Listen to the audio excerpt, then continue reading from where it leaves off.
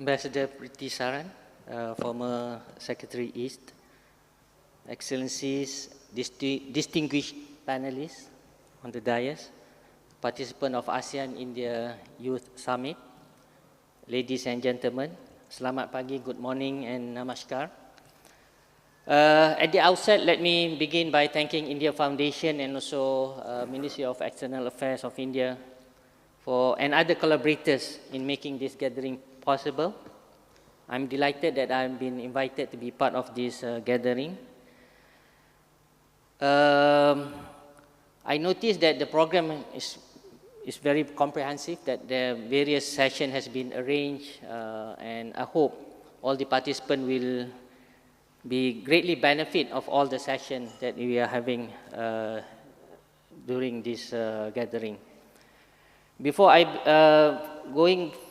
go further, let me first also touch about Malaysia's chairmanship of ASEAN 2025. I'd like to bring your attention that currently Malaysia is the chair of ASEAN. It coincides with the 10th anniversary of ASEAN community and the completion of ASEAN Vision 2025. And during the last summit, we have seen the adoption of the ASEAN Community Vision 2045 at the 46th ASEAN Summit in Kuala Lumpur.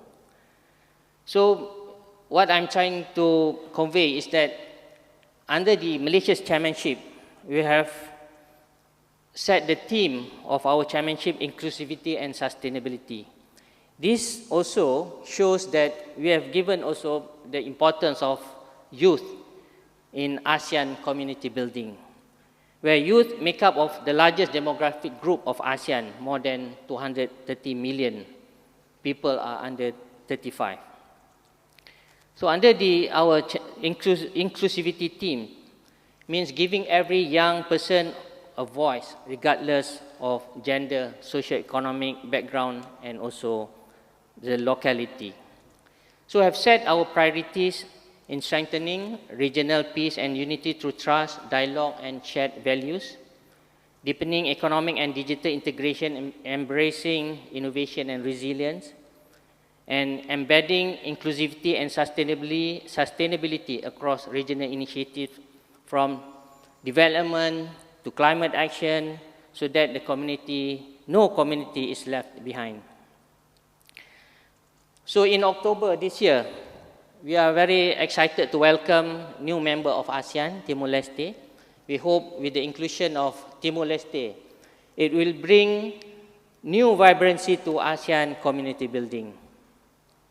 Ladies and gentlemen, let me also share today how Malaysia gives importance to youth development through all the policies that set by the government. In Malaysia, empowering youth remains at the heart of Malaysia's national agenda. We have taken bold steps to give young people a stronger voice and greater opportunities to shape our shared future.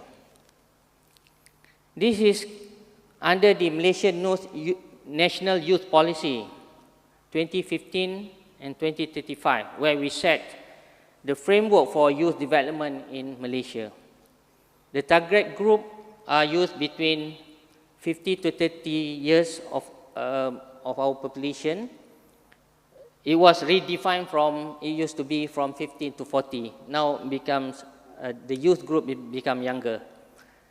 The vision is to develop youth who are holistic, progressive, patriotic, united, entrepreneurial, and globally competitive, with the core principles of inclusivity, volunteerism, sustainability, empowerment, and leadership.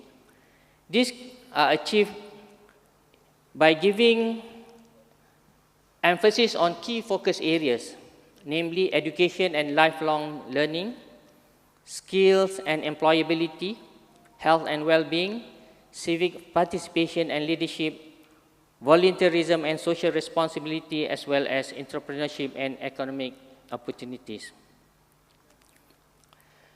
In Malaysia, since the last election, we have amended our constitution by lowering the voting age to 18. This, with the introduction of Vote 18, we have introduced and bringing additional 5.8 million new young voters in our democracy. This was a historic milestone that permanently transformed Malaysia's political landscape. At the cabinet level, we have established a youth development committee chaired by the Deputy Prime Minister to ensure coordination across ministries and to place youth at the center of policy making. In terms of the government's policies, youth policies, we have various consultative platforms under the Ministry of Youth and Sports. For example, like Malaysian Youth Council, National Youth Consultative Body, Youth Parliament, Institute of Youth Research. These are some of the main consultative mechanisms in ensuring youth voices and research fit directly into Malaysia's youth development policies.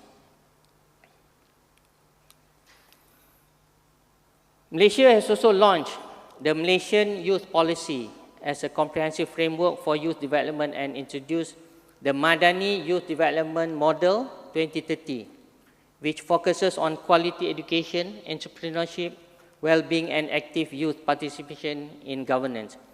This is part of Malaysia Madani agenda set by the government in driving Malaysia's progress and nation building. Together, this initiative reflects Malaysia's unwavering commitment to ensuring that youth play a meaningful and transformative role in our democracy, economy, and society.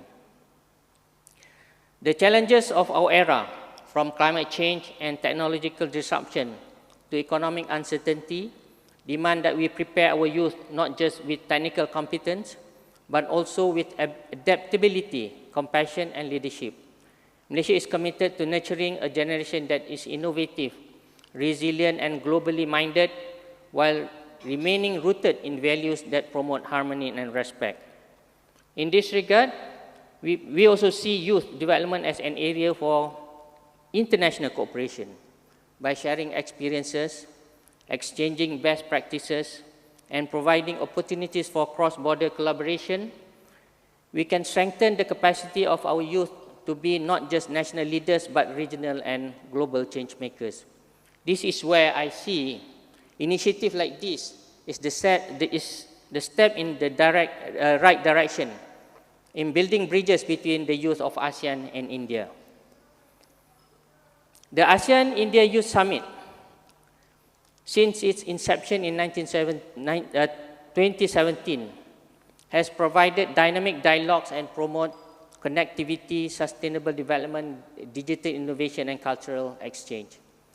This Youth Summit is more than a forum. It is a platform where young change makers from ASEAN and India come together to collaborate, to network, and to forge a shared vision for a resilient and prosperous future. In this edition, 5th edition, with the theme Connecting the Youth, Shaping Our Future, the summit will serve as a launch pad for idea sharing and leadership development, nurturing a new generation of leaders committed to strengthening ASEAN-India cooperation. This youth engagement directly supports the ASEAN-India Plan of Action 2026-2030, which was adopted recently, that places strong emphasis on education, skills, and cultural exchange.